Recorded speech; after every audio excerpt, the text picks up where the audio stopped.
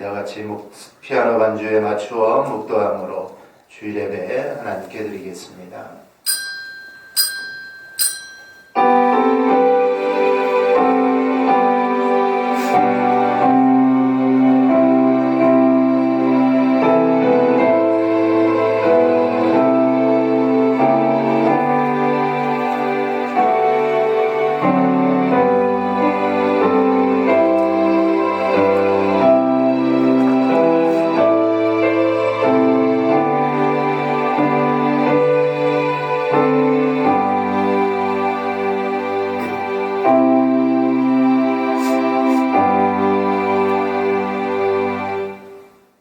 여호와께서 다스리시니 스스로 권위를 입으셨도다. 여호와께서 능력의 옷을 입으시며 띠를 띠셨으므로 세계도 견고히 서서 흔들리지 아니하는도다. 주의 보좌는 예로부터 견고히 섰으며 주는 영원부터 계셨나이다. 여호와께서 큰 물이 소리를 높였고 큰 물이 그 소리를 높였으니 큰 물이 큰 물결을 높이나이다. 높이 계신 여호와의 능력은 많은 물소리와 바다의 큰 파도보다 크니이다. 여호와여, 주의 증거들이 매우 확실하고 거룩함이 주의 집에 합당하니 여호와는 영원 무궁하시리이다. 아멘. 하나님 감사합니다. 오늘도 복된 주의 날 저희들에게 허락하시고 이 시간도 저희들 하나님께 예배할 수 있도록 은혜 주신 아버지 감사합니다. 이 시간 우리가 예배하는 그 초소에서 우리가 하나님께 영광 돌리게 하여 주시고 오직 하나님만 높이는 복된 예배의 시간이 되게 하여 주옵소서. 이 시간 머리 숙여 예배하는 모든 성도들의 삶 위에 우리 하나님께서 함께하여 주시고 하나님의 은혜로 충만하게 채워 주옵소서. 예수님 이름으로 간절히 기도하옵나이다. 아멘. 찬송가 1장 드리겠습니다.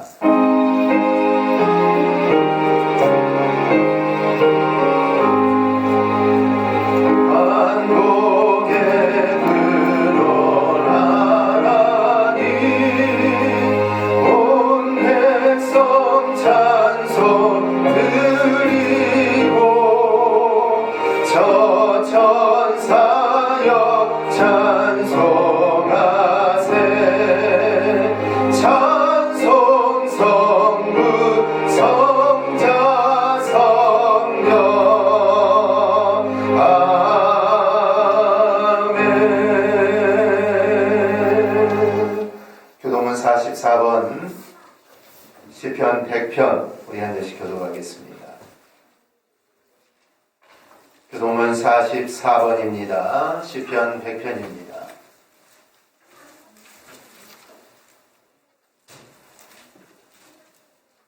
시편 44번입니다. 우리 한 절씩 교독하겠습니다. 온 땅이여 여호와께 즐거운 찬송을 부를지어다.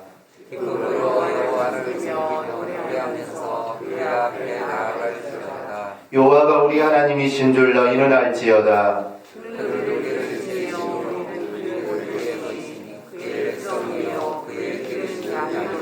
감사함으로 그의 문에 들어가며 찬송함으로 그의 궁정에 들어가서 여호와는 선하시니 그의 인자하심이 영원하고 아멘. 사도신경 신앙고백하겠습니다. 전능하사 천지를 만드신 하나님 아버지를 내가 믿사오며 그의 아들 우리 주 예수 그리스도를 믿사오니 이는 성령으로 잉태하사 동정녀 마리아에게 나시고 본디오 빌라도에게 고난을 받으사 십자가에 못 박혀 죽으시고 장사한 지 사흘 만에 죽은 자 가운데서 다시 살아나시며 하늘에 오르사 전능하신 하나님 우편에 앉아 계시다가 저리로서 산자와 죽은 자를 심판하러 오시리라.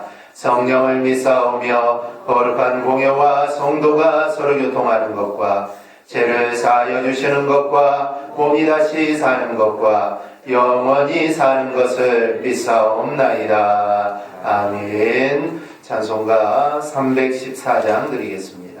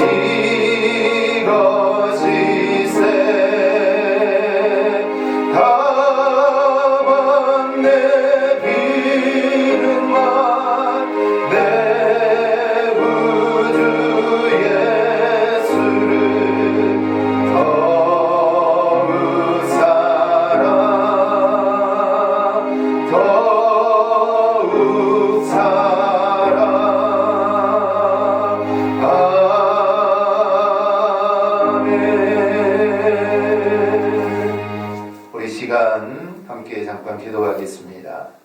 우리가 대강교회가 평안에 든든히 서가는 교회가 되게 달라 기도하시고, 그리고 4월 한 달이 우리가 부활의 기쁨을 만끽하는 또 4월 한 달이 되게 해달라 기도하시고, 또 코로나19 사태가 빨리 해결되어서 또 함께 예배할 수 있도록 하나님의 은혜를 정말 이 나라 가운데 또 대강교회 가운데 또 충만하게 임하게 해달라고, 우리 오늘 예배를 위해 이 시간 함께 우리 목사님으로 함께 기도하겠습니다. 하나님 아버지 감사합니다.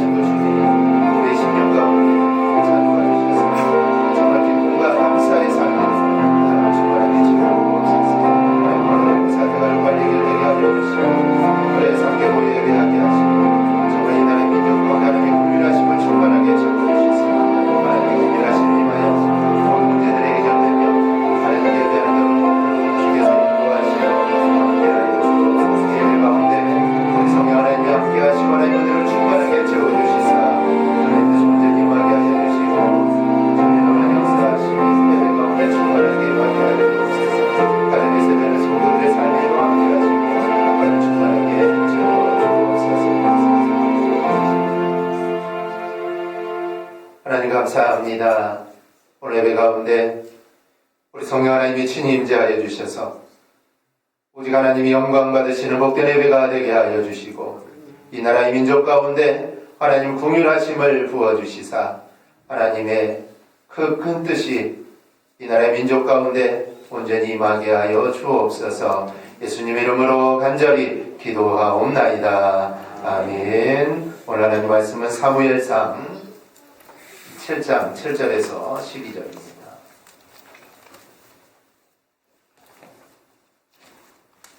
사무엘상 7장 7절에서 12절까지입니다.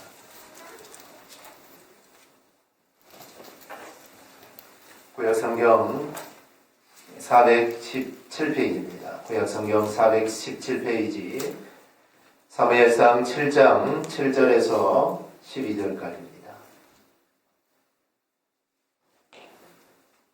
우리 찾으셨으면 우리 한 목소리로 우리 함께 보겠습니다. 이스라엘 자손이 미스바에 모였다 함을 블레셋 사람들이 듣고 그들의 방백들이 이스라엘을 치러 올라온지라.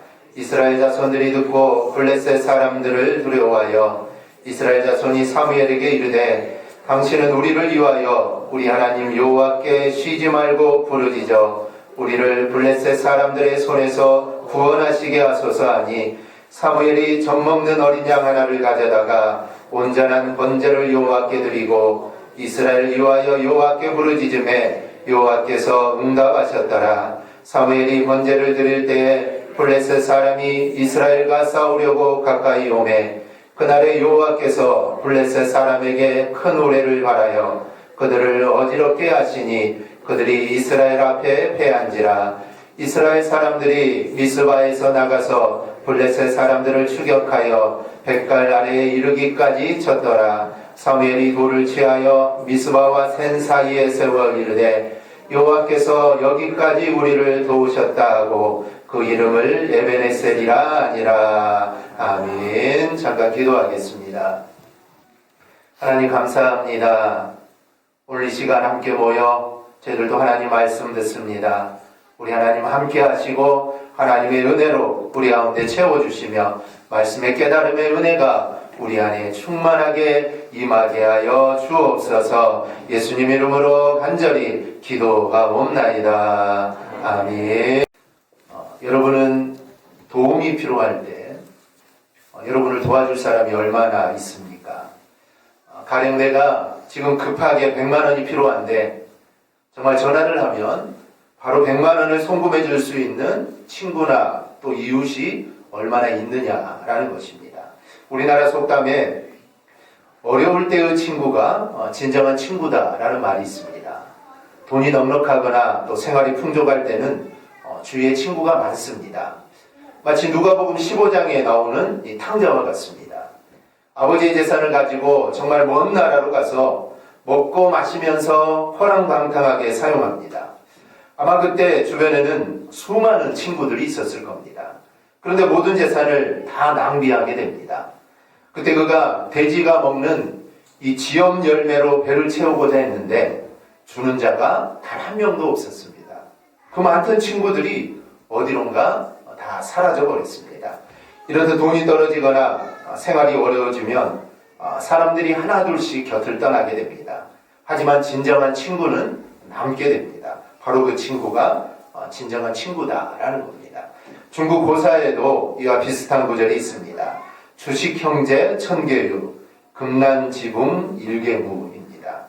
술과 밥을 함께할 친구는 수천 명이나 되지만 위급하고 어려울 때 친구는 한 명도 없다라는 그런 뜻입니다. 어떤 통계를 보니 자신이 어려움이 당했을 때 자신을 도와줄 사람이 없다라고 대답한 사람이 약 70%쯤 된다라는 겁니다. 굳이 물질이 아니더라도 정말 누군가로부터 좀 도움을 받았으면 좋겠는데 아무리 전화번호를 들여다보아도 선뜻 전화 걸 사람이 없다라는 겁니다. 그래서 전화기만 만지작하게 됩니다. 그런 면에서 유한진님의 시 가운데 우리가 잘 아는 질환지교를 꿈꾸며 라는 시가 있는데 그 시 중 일부를 보면 이렇습니다.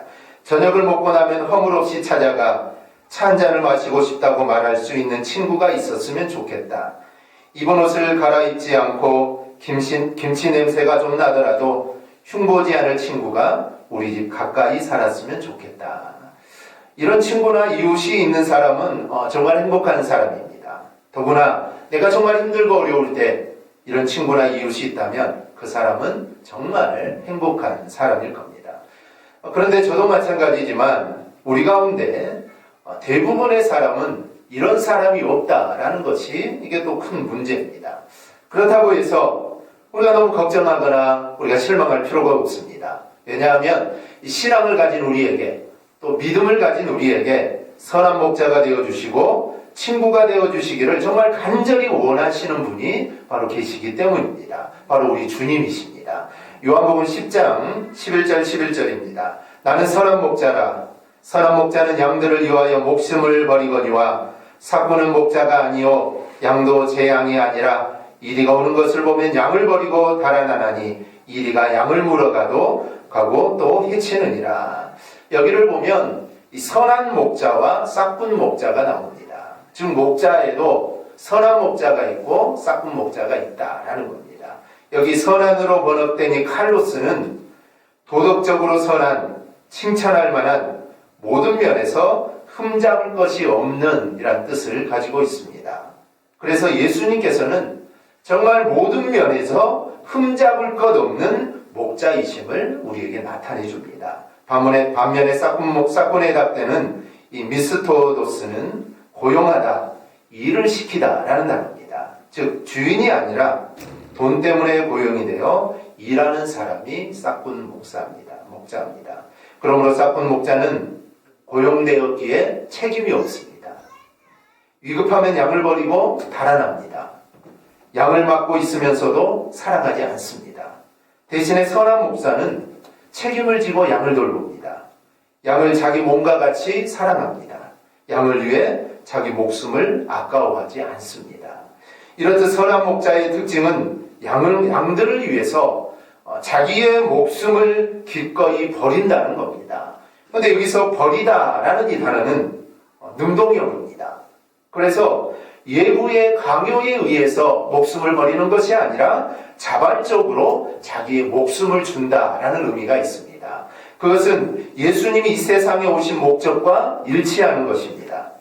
예수님이 이 땅에 오신 것은 화목제물로 이 땅에 오셨고 제 아래에 있는 인생들을 속량하기 위해서 자발적으로 오신 것이며 그 값은 자신의 목숨이었습니다. 즉 하나님이 등을 떠밀려서 너가 가라 라고 해서 온 것이 아니라 예수님은 정말 자발적으로 이 땅에 오신 것입니다. 그리고 오셔서 자신의 목숨을 내어놓는 것입니다.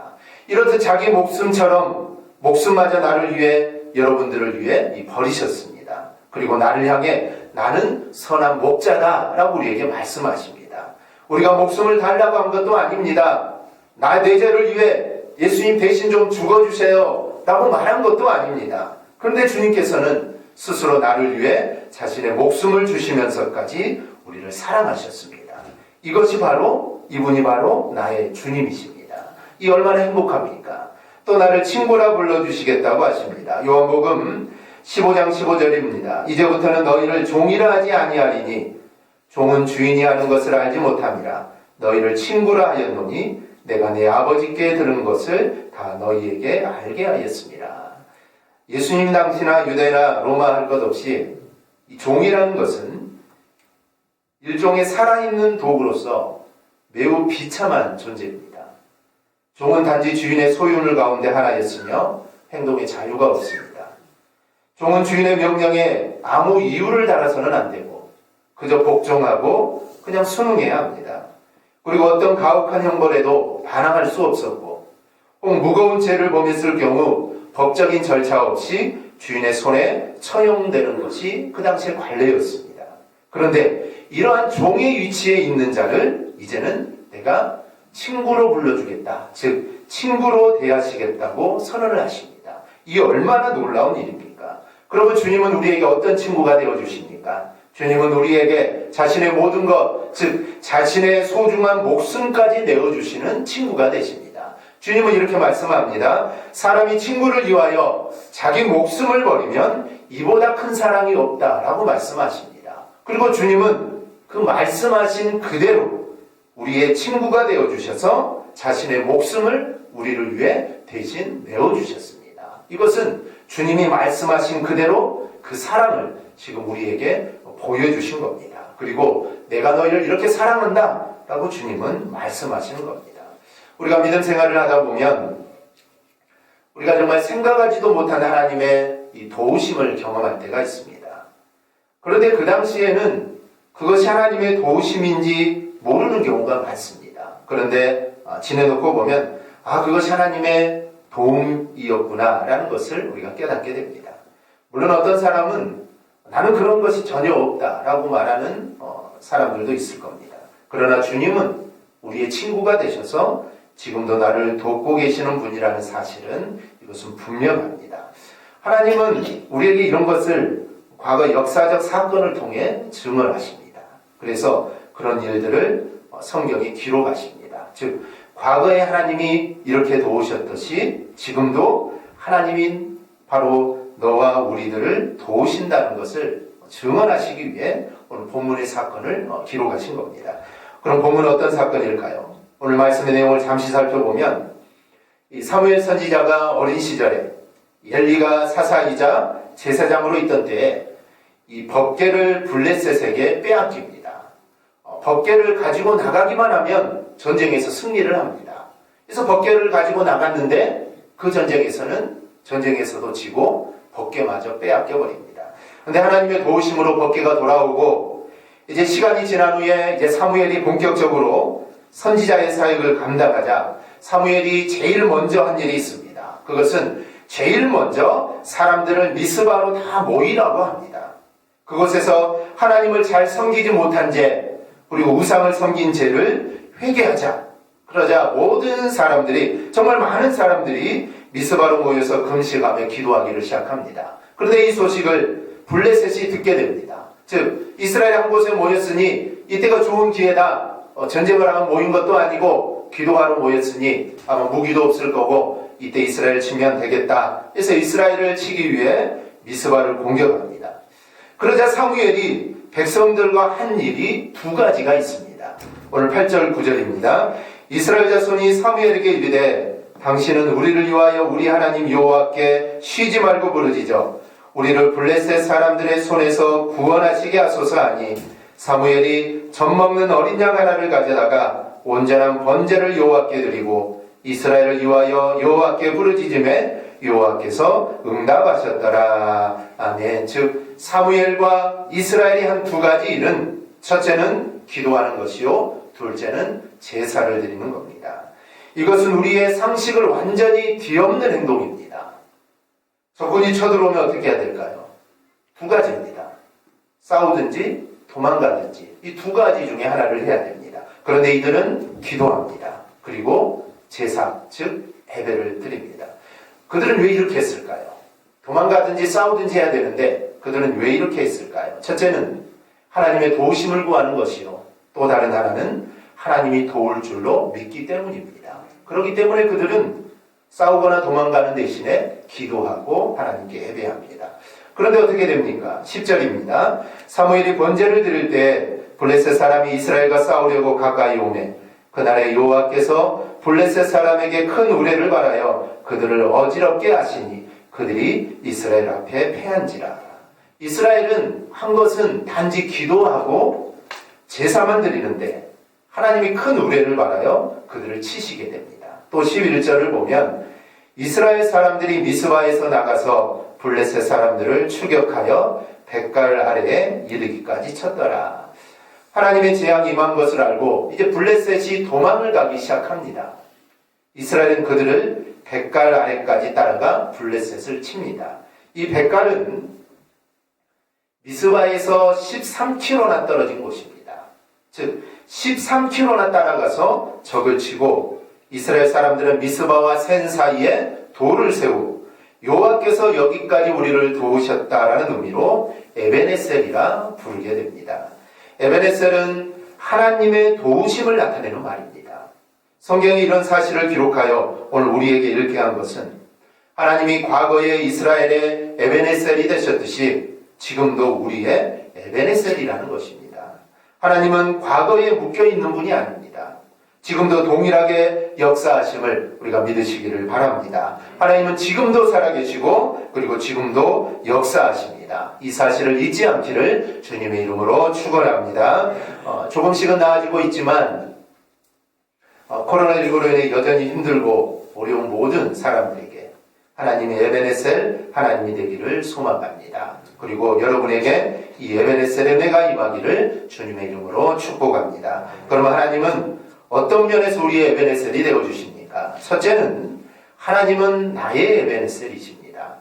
시편 18편을 보면 다윗이 이렇게 고백합니다. 나의 힘이신 여호와여 내가 주를 사랑하나이다. 즉 나의 힘이신 여호와여 라고 고백을 합니다. 그리고 시편 18편 2절을 보면 여호와는 나의 반석이시요 나의 요새시요 나를 건지시는 이시요 나의 하나님이시요 내가 그 안에 피할 나의 바위시요 나의 방패시요 나의 구원의 뿌리시요 나의 산성이시로다 고백을 합니다. 즉 다윗은 하나님을 나의 반석, 나의 요새, 나를 건지시는 분, 나의 피할 바위, 나의 방패, 나의 구원의 뿔, 나의 산성이라고 고백을 합니다. 즉 한마디로 하나님은 나의 힘이시고 나를 돕는 분이라는 고백입니다. 또 가장 친근한 말씀 시편 23편 1절을 이렇게 고백합니다. 여호와는 나의 목자시니 내게 부족함이 없으리로다. 즉 다른 것이 없어도 오직 여호와만 의지하면 부족함이 없다라는 고백입니다. 그렇습니다. 다윗의 이런 고백처럼 하나님은 나의 에베네셀이 되어주십니다. 내가 어디로 가든지 내가 어디에 있든지 나를 돕는 분이십니다. 이런 확신이 있었기에 다윗은 시편 23편 4절에서 내가 사망의 음침한 골짜기로 다닐지라도 해를 두려워하지 않을 것은 주께서 나와 함께 하심이라. 주의 지팡이와 막대기가 나를 안위하시나이다 라고 고백할 수 있었던 겁니다. 내가 어디에 있든지 내가 무엇을 하든지 이것은 별로 중요하지 않습니다. 지난주 말씀처럼 내가 누구와 함께 있느냐 이게 중요합니다. 그 장소에 주님이 함께 하시기만 하면 되는 것입니다. 그러면 나는 두려워하지 않겠다라는 그런 고백입니다. 하나님은 어제나 오늘이나 동일하십니다. 즉 변함이 없으십니다. 이스라엘을 지켜주셨던 하나님은 지금 나를 지켜주십니다. 만약 하나님이 우리 인간과 같이 변덕스럽다면 우리가 어떻게 하나님을 신뢰할 수 있겠습니까? 민수기 23장 19절을 보면 이런 말씀이 있습니다. 하나님은 사람이 아니시니 거짓말을 하지 않으시고 인생이 아니시니 후회가 없으시도다. 어찌 그 말씀하신 바를 행하지 않으시며 하신 말씀을 실행하지 않으시랴. 즉 하나님은 거짓말을 하지 않으신다라고 합니다. 그리고 하나님은 후회가 없으신다라고 말씀을 합니다. 이 말은 하나님께서는 한 번 말씀하신 것이나 또 한 번 이루시기를 계획하시는 것은 반드시 이루신다는 말씀입니다. 즉 하나님은 우리 인간들처럼 때를 따라 그 약속한 바를 지키지 못하는 분이 아니라 말씀하신 바를 온전하게 지키시는 분입니다. 이 말씀이 나오게 된 배경이 이렇습니다. 이 발락은 이 발람을 통해 이스라엘을 저주하고 싶었습니다. 그런데 이런 저주를 하려는 의도를 가지기 수백 년 전부터 하나님은 아브라함과 또 그 후손들에게 언약을 맺으시고 하나님은 그 후손들에게 복을 주시겠다고 약속을 하셨습니다. 이 약속은 영원한 약속이며 절대로 변하지 않습니다. 왜냐하면 하나님은 절대로 거짓을 말하지 않기 때문입니다. 그렇기 때문에 발람은 절대로 이스라엘을 저주할 수 없는 겁니다. 저주하고 싶지만 저주가 안 되는 겁니다. 누가 뭐라 해도 하나님은 우리를 축복하십니다. 즉 사단이 아무리 우리를 넘어뜨리려고 해도 하나님 우리를 지켜주시고 우리를 인도하시고 우리를 책임져 주십니다. 다윗에게 용기를 주시고 또 솔로몬에게 지혜를 주셨던 하나님은 지금도 나에게 용기를 주시고 지혜를 주십니다. 요셉을 형통케 하셨던 그 하나님은 지금도 나에게도 형통하도록 나를 이끌어 주십니다. 다니엘의 기도를 들어주셨던 주님은 지금 나의 기도를 들으십니다.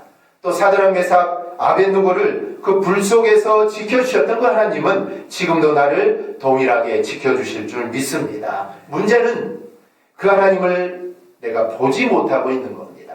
그리고 내가 그 하나님을 믿지 못하기 때문입니다. 그러니 우리가 정말 구하고 우리가 기도해야 할 제목은 어린 아들을 주님 앞에 데리고 나와서 고쳐달라던 아버지가 내가 믿나이다 나의 믿음 없는 것을 도와주소서라는 그 기도처럼 우리는 믿음을 구해야 됩니다. 그 어떤 것보다 믿음에 부유한 사람이 되게 해달라고 우리가 기도하시기를 바랍니다. 오늘 블레셋이 쳐들어왔을 때 이스라엘 사람들이 그들이 기도하고 하나님께 예배할 수 있었던 것은 그들은 믿음이 부유한 사람들이었기 때문입니다.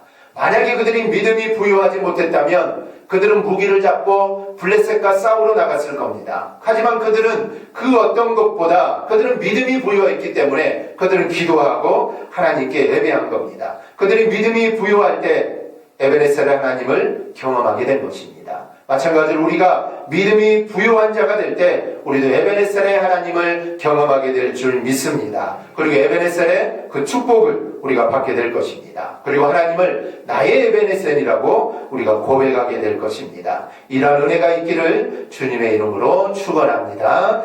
둘째는 하나님은 대강교회의 에베네셀입니다. 2020년은 대강교회가 설립된 지 35주년이 되는 해입니다. 35년 동안 정말 수많은 풍파가 있었지만 지금까지 인도하신 에베네셀의 하나님께 감사와 영광을 돌립니다. 교회가 어려움을 뚫고 나갈 수 있는 것은 교회는 주님이 세운 곳이고 주님이 다스리신 곳이며 하나님의 은혜가 임하는 곳이기 때문에 교회는 어려움을 뚫고 나가게 되는 것입니다. 그렇기 때문에 교회는 주님이 오시는 그날까지 든든히 세워져 나가는 것입니다. 그 어떤 세력도 교회를 무너뜨릴 수는 없습니다. 하나님께서 지키시고 하나님께서 보호하시기 때문입니다. 디모데전서 3장에서 말하는 대로 교회는 진리의 기둥과 터입니다.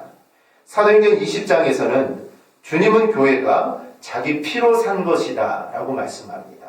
에베소서 1장과 골로새서 1장에서는 교회가 자신의 몸이다 라고 말씀합니다. 이 말씀은 하나님이 교회를 얼마나 귀하게 여기시는가를 우리에게 말씀해 줍니다. 그만큼 교회가 귀한 것입니다.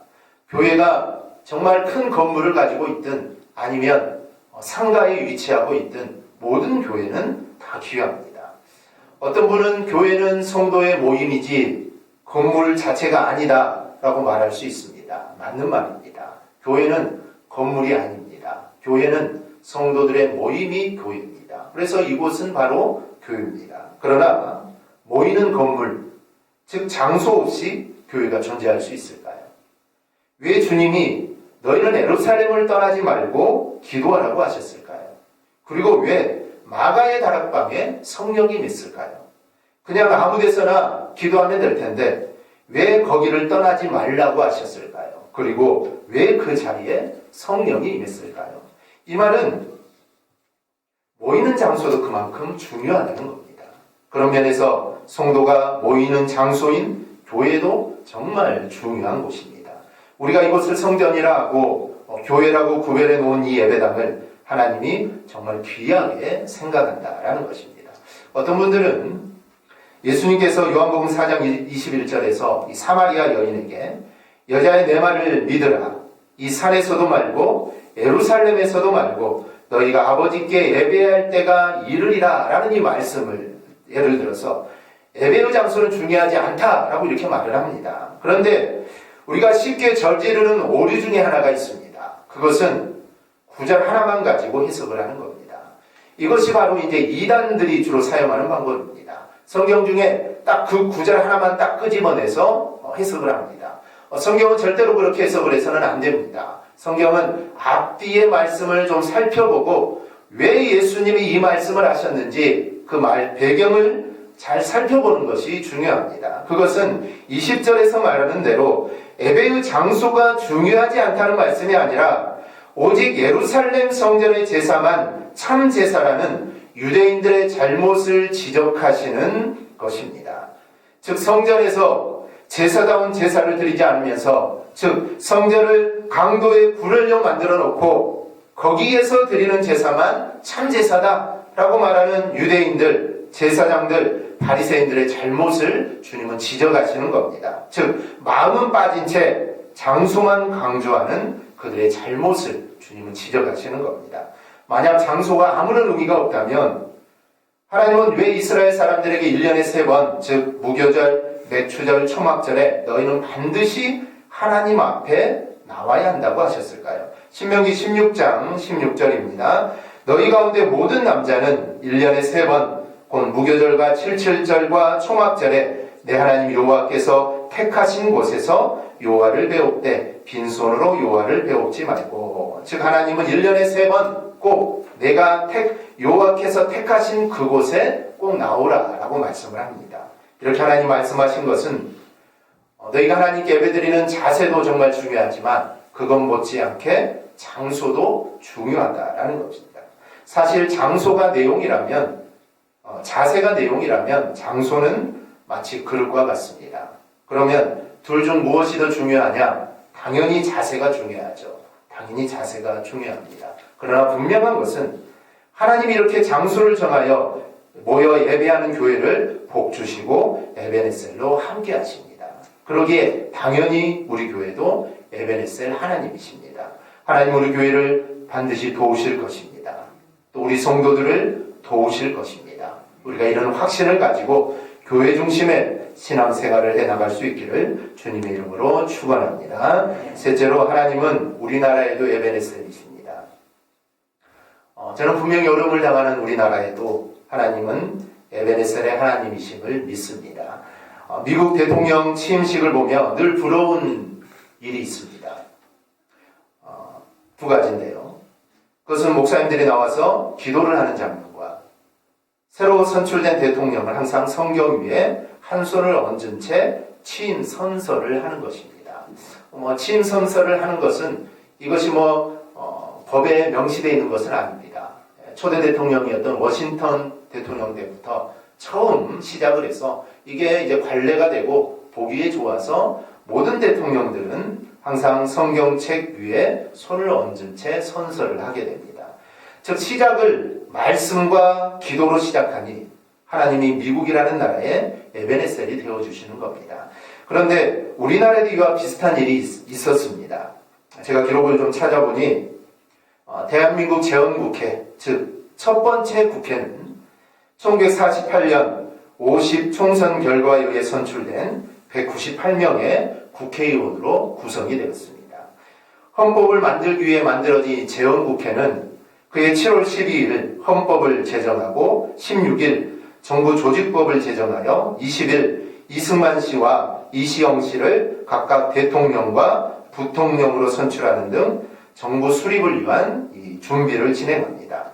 재헌국회가 구성된 직후인 1948년 5월 31일, 아직 대통령과 부통령을 선출하기 전인 5월 31일에 대한민국 첫 국회회의에서 임시의장으로 선출된 이승만 의원은 단상에 올라 국회의원들에게 이렇게 말합니다. 대한민국 독립민주국 제1차 회의를 이곳에서 열게 된 것을 우리는 하나님께 감사드려야 할 것입니다. 어떤 종교와 사상을 가지고 있든 누구나 오늘의 일을 사람의 힘으로만 이루었다고 자랑할 수는 없을 것입니다. 그러므로 하나님께 감사드리지 않을 수 없습니다. 나는 먼저 성심으로 일어서서 하나님께 감사드릴 터인데 이은영 의원 나오셔서 간단한 말씀으로 하나님께 기도드리기를 바랍니다. 라고 말을 합니다. 이것은 국회 회의록에 기록되어 있는 내용입니다. 이렇게 초대 국회 임시의장으로 선출된 이승만 의원의 제안으로 재헌국회 첫 회의 순서에서 그 당시 국회의원이었던 이훈현 목사가 국가를 위한 기도를 하나님께 드리게 됩니다. 그 기도문을 제가 잠깐 읽어드리겠습니다. 우주와 만물을 창조하시고 인간의 역사를 섭리하시는 하나님, 이 민족을 돌아보시고 이 땅에 복을 내리셔서 감사에 넘치는 오늘이 있게 하심을 진심으로 감사합니다.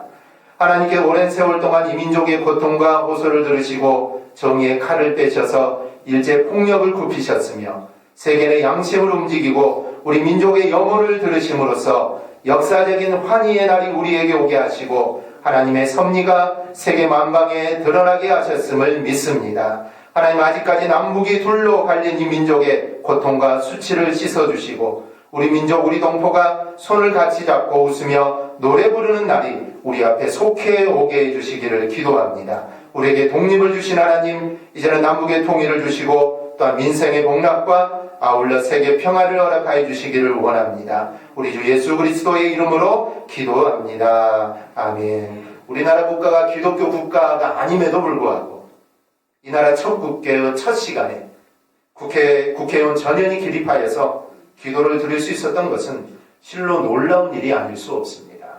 그리고 하나님이 이렇게 역사하시면 분명한 뜻이 있습니다. 그동안 우리나라는 정말 세계에서 찾아볼 수 없을 정도의 급속한 복음화를 이루었습니다. 많은 교회가 세워졌고 많은 사람들이 예수를 믿습니다. 하나님 우리나라에 복을 주셨고 앞으로도 큰 복을 주실 겁니다. 디모데전서 2장 1, 2절을 보면 나라를 위해 기도하라 라고 말씀을 합니다.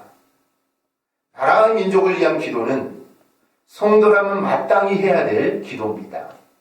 왠지 나라의 민족을 위해 기도하는 것이 좀 어색한 분들도 있습니다. 하지만 이 기도는 우리가 반드시 해야 할 기도입니다. 우리 모두가 정말 우리나라와 민족 가운데 회개운동이 일어나서 하나님을 두려워 섬기는 민족이 되어서 에베네셀의 복을 받는 민족이 되게 해달라는 기도를 우리가 할 수 있기를 바랍니다. 그럼 하나님께서 반드시 우리 기도를 들으시고 이 나라 가운데 에베네셀의 하나님이 되어주실 줄 믿습니다. 우리가 이런 확신을 가지고 나라 민족을 위해 기도하는 우리 성도들이 되시기를 주님의 이름으로 축원합니다. 말씀을 맺습니다. 하나님은 나를, 대강교회를, 우리나라의 민족을 반드시 도우실 겁니다. 그분은 에베네셀 하나님이시기 때문입니다. 과거에도 에베네셀이었지만 지금도 에베네셀이고 그리고 미래에도 에베네셀의 하나님이십니다. 그런 힘들고 어렵더라도 나를 인도하시는 에베네셀 되시는 하나님을 의지하고 우리가 바라보시기를 바랍니다. 그리하여 하나님을 나의 에베네셀의 하나님으로 고백하는 우리 성도들이 되시기를 주님의 이름으로 축원합니다. 아멘. 기도하겠습니다. 하나님 감사합니다. 하나님이 나의 대강교회 이 나라의 에베네셀의 하나님이 되어주실 줄 믿습니다. 하나님을 의지하는 우리의 삶이 되게 하여 주옵소서. 예수님 이름으로 기도합니다. 아멘. 찬송가 435장 드리겠습니다.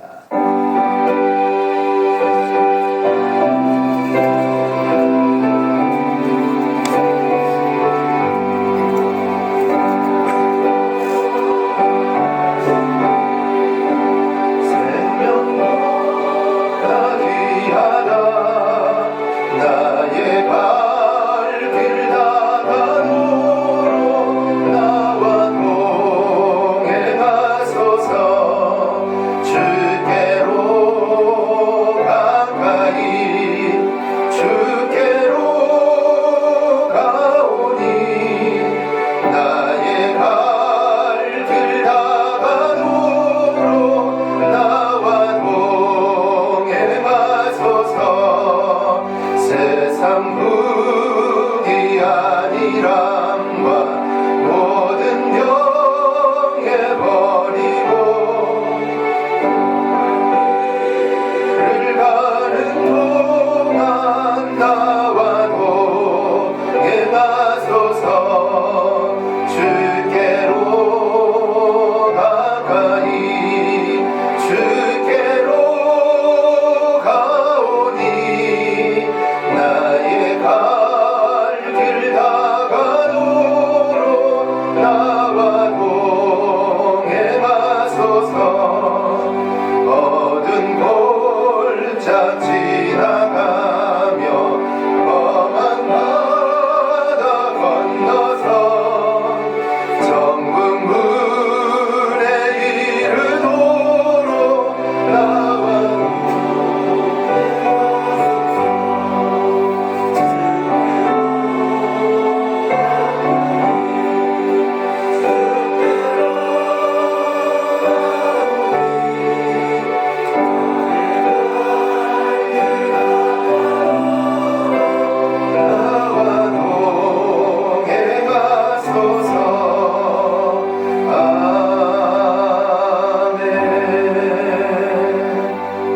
헌금을 위해 기도하겠습니다. 하나님 감사합니다. 이 시간 저희들 하나님께 예배하며 또 귀한 물질 주 앞에 드립니다.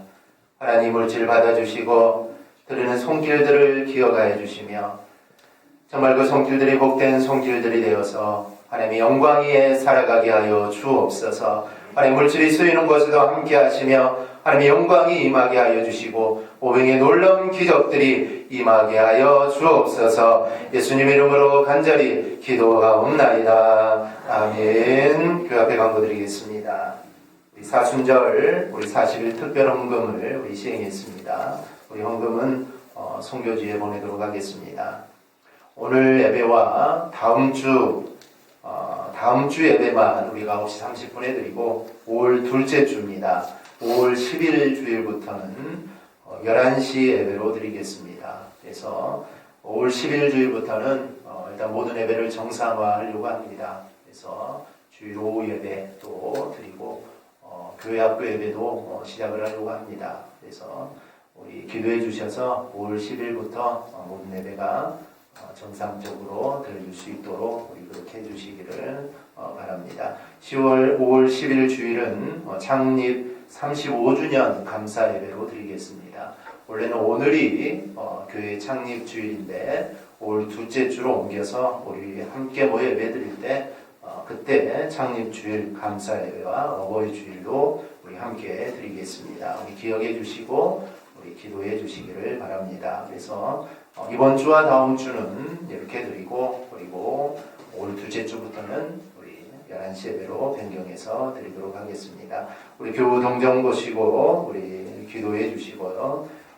이제 코로나가 거의 많이 수그러들어서 서울 같은 경우는 확진자가 없는 날도 있고 이제 외국에서 들어온 분들이 확진자고 국내분들은 많이 없는 지금 상태입니다. 그래서 이 상태가 이제 계속되고 없어져서 정말 우리가 다시 한번 모여서 함께 예배할 수 있는 그날 이제 교회 노회 총회 차원에서도 마찬가지지만 함께 모여 이제 회집하여 예배하는 D-Day죠.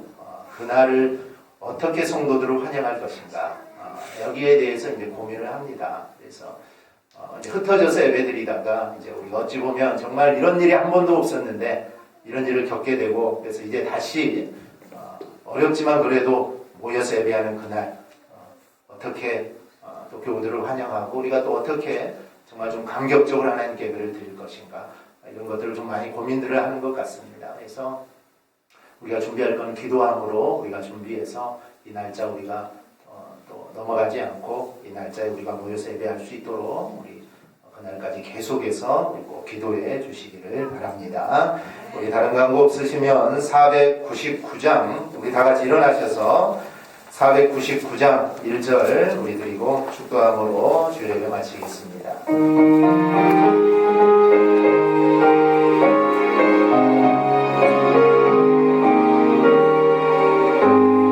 흑암에 사는 백성들을 보라 수많은 시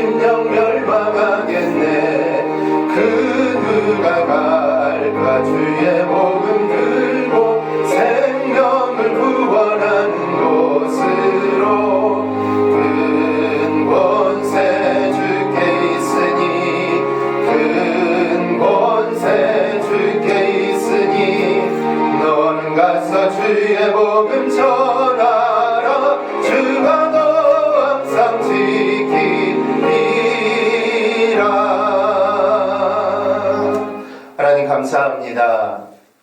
우리 사랑하는 대광의 성도들, 주의전에서 예배하고 또 각자 처소에서 정말 하나님께 예배할 때 예배하는 그 가운데 우리 하나님이 찾아와 주셔서 정말 하나님의 공일하심과 하나님 은혜로 충만하게 채워 주옵소서.